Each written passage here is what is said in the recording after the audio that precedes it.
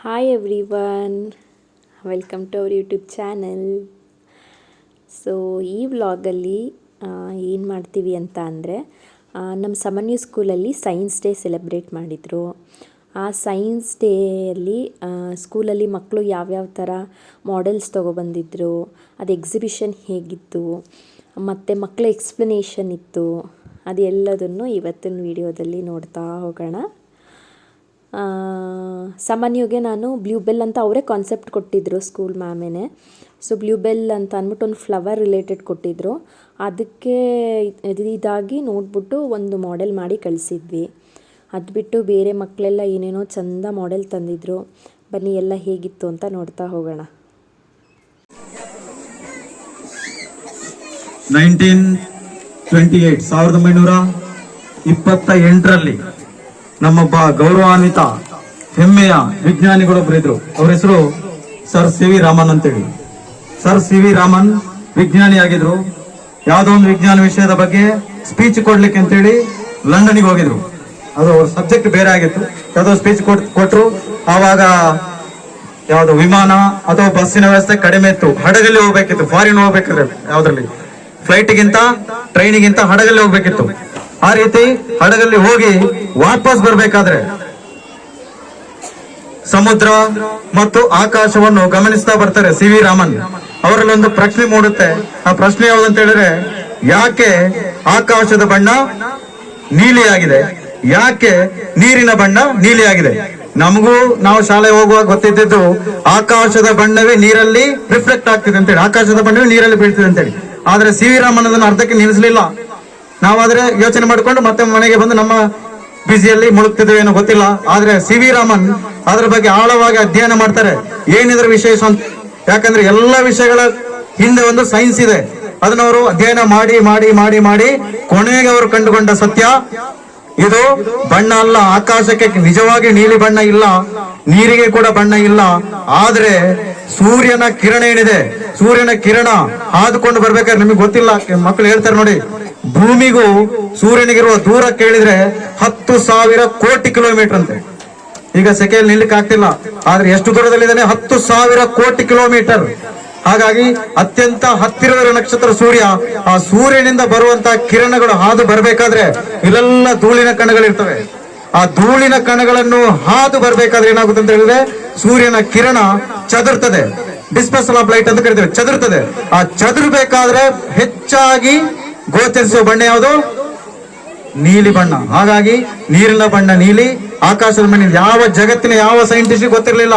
ಅದನ್ನು ಮೊದಲ ಬಾರಿಗೆ ಇಡೀ ವರ್ಲ್ಡ್ಗೆ ಹೇಳಿಕೊಟ್ಟಂತ ವಿಜ್ಞಾನಿ ಯಾರಂತ ಹೇಳಿರೋದು ಸಿ ವಿ ರಾಮನ್. ಹಾಗಾಗಿ ಆ ಸಿ ವಿ ರಾಮನ್ಗೆ ಭಾರತ ಸರ್ಕಾರ ನೊಬೆಲ್ ಪ್ರೈಸ್, ಅತ್ಯಂತ ಉನ್ನತವಾದ ಗೌರವದು, ಆ ನೊಬೆಲ್ ಪ್ರೈಸ್ ಸಿಕ್ಕಿತು. ಆ ನೊಬೆಲ್ ಪ್ರೈಸ್ ಸಿಕ್ಕ ದಿನ ಫೆಬ್ರವರಿ 28. ನಾವು ಸ್ಕೂಲ್ ಇರೋದ್ರಿಂದ ಮತ್ತೆ ಮುಂದೆ ಫೆಬ್ರವರಿ 28ಕ್ಕೆ ಆ ನೊಬೆಲ್ ಪ್ರೈಸ್ ಸಿಕ್ಕಿದ್ದು 1928ರಲ್ಲಿ. ಹಾಗಾಗಿ ನಮಗೆ ಹೆಮ್ಮೆದು. ನಮ್ಮ ವಿಜ್ಞಾನಿ, ಭಾರತೀಯ ವಿಜ್ಞಾನಿ, ಯಾರಿಗೆ ಗೊತ್ತಿರೋ ವಿಚಾರವನ್ನು ಹೇಳಿದಂತ ದಿನ ಆ ರಾಷ್ಟ್ರೀಯ ವಿಜ್ಞಾನ ದಿನ. ಹಾಗಾಗಿ ಈ ದಿನಕ್ಕೆ ಆಗಮಿಸಿದ ಎಲ್ಲರಿಗೂ ಕೂಡ ಮತ್ತೊಮ್ಮೆ ಸ್ವಾಗತ. ನಿಮ್ಮ ಶ್ರಮವೂ ಕೂಡ ಇದೆ ಇದರಲ್ಲಿ ಕಾಣ್ತಿದೆ. ಹಾಗಾಗಿ ನಿಮ್ಮ ಸಹಕಾರಕ್ಕೆ ಮತ್ತೊಮ್ಮೆ ಶಿರವಾಗಿ ನಮಿಸುತ್ತಾ, ಇದೀಗ ಪೃಥ್ವಿಕ್ ಆ ದಾರ ಹಿಡಿದು ಬೇಡ, ಪೃಥ್ವಿಕ್ 4th ಸ್ಟ್ಯಾಂಡರ್ಡ್. ಈಗ ಮೇಡಮ್ ಅವರು ಗ್ಲಾಸ್ ಇಟ್ಟು ಇದರಲ್ಲಿ ನೀರು ಬರಿಸ್ತಾರೆ. ಯಾವುದೇ ಸ್ವಿಚ್ ಗಿಚ್ ಏನು ಇದು ಮಾಡಲ್ಲ.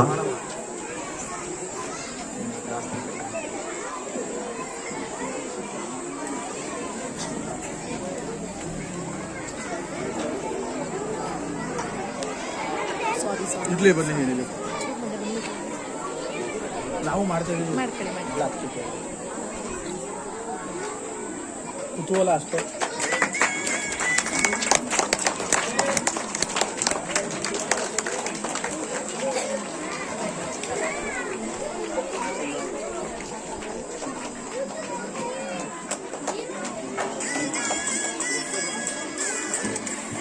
ನೋಡಿ, ಇನ್ನೊಂದು ಮಾಡೆಲ್ಗಳು ಎಕ್ಸ್ಪೆರಿಮೆಂಟ್ ಇದೆ.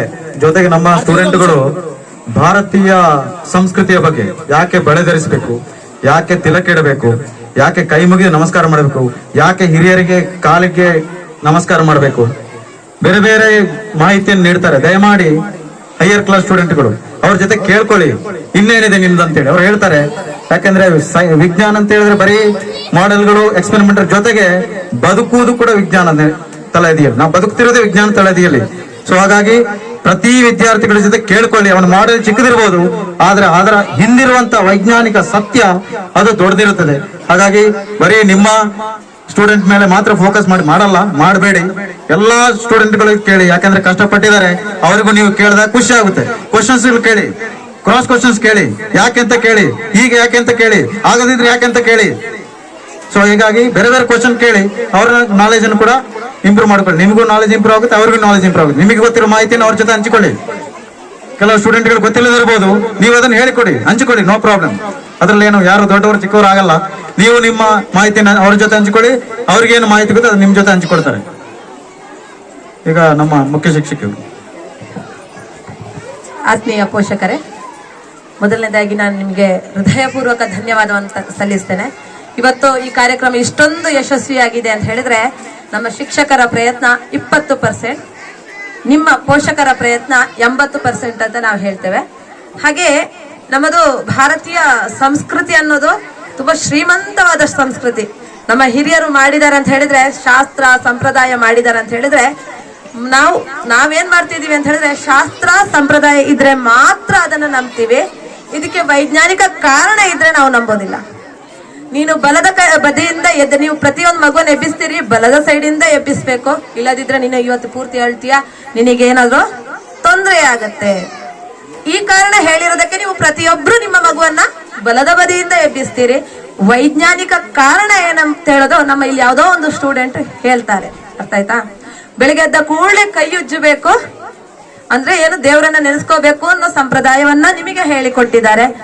ಕಾರಣ ಏನನ್ನೋದನ್ನ ನಮ್ಮ ಇಲ್ಲಿರೋ ಯಾವುದೋ ಒಂದು ವಿದ್ಯಾರ್ಥಿ ಹೇಳಬಹುದು. ಅರ್ಥ ಆಯ್ತಲ್ವಾ?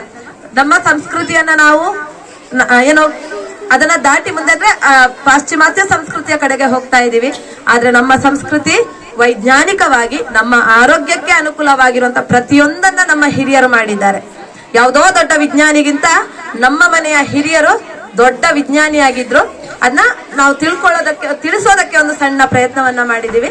ಹಾಗೆ ಪ್ರತಿಯೊಂದು ಮಗು ಹತ್ರ ಕ್ವಶನ್ ಕೇಳಿ, ನಿಮ್ಮ ಕ್ವಶನ್ ನಮ್ಮ ಮಗುವನ್ನ ಇನ್ನಷ್ಟು ಮಾತನಾಡುವಂತೆ ಮಾಡ್ಲಿ. ಹೆದರ್ಕೊಳ್ತಾರೆ ಮಕ್ಕಳು, ಆನ್ಸರ್ ಮಾಡದೇ ಇರ್ಬೋದು. ಕೇಳಿ, ಅವರು ಇನ್ನಷ್ಟು ಜನರೊಂದಿಗೆ ಮಾತಾಡ್ಲಿಕ್ಕೆ ಆಗೋ ತರ ನೀವು ಮಾಡ್ಬೇಕಾಗಿ ವಿನಂತಿ. ಇಷ್ಟೊತ್ತು ಬಂದು ನಮ್ಗೆ ಸಹಕರಿಸಿದ್ದಕ್ಕೆ ನಾವು ನಿಮ್ಗೆ ಧನ್ಯವಾದಗಳನ್ನ ಹೇಳ್ತೀವಿ.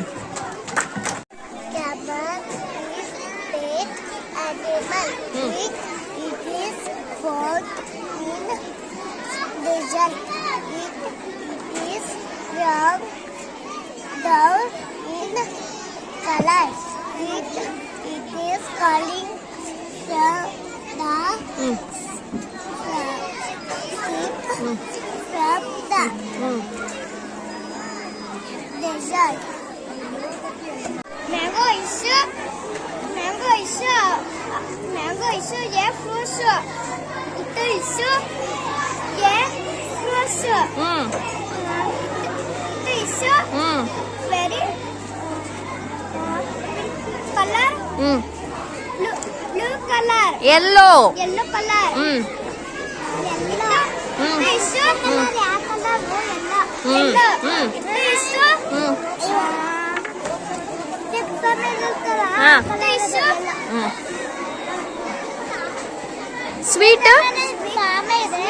Sweet in taste.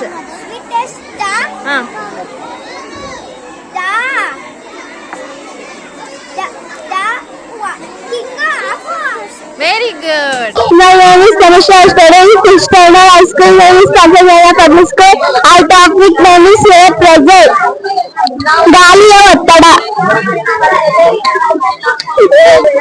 ಏಕೆಂದರೆ ಇದರ ಒಳಗೆ ಪೇಪರ್ ನಡುವೆ ಊರಿದರೆ ಹೊರಗೆ ಬೀಳುತ್ತದೆ. ಏಕೆಂದರೆ ಇದರ ಒಳಗೆ ಗಾಳಿ ಇರುವುದರಿಂದ ನಾವು ಊರುವ ಗಾಳಿ ಇದರ ಒಳಗೆ ಹೋಗುತ್ತದೆ. ಅದಕ್ಕಾಗಿ ಅದು ಪುಷ್ ಮಾಡುತ್ತದೆ, ಅದು ಕೆಳಗೆ ಬೀಳುತ್ತದೆ. ಧನ್ಯವಾದಗಳು. ಹಾಯ್. ಏನ್ ಮಾಡಿದ್ಯಾ ಹೇಳು. My name is Lakshmi, studying in second standard. School name is Panchadanya Public School. Our topic name is rocket. Rocket is very important. Rocket is. Good morning, my name is Raitaju. I am studying in 5th standard. My topic name is ನೀರಿನ ಕಣಗಳು ಹೇಗೆ ಚಲಿಸುತ್ತವೆ.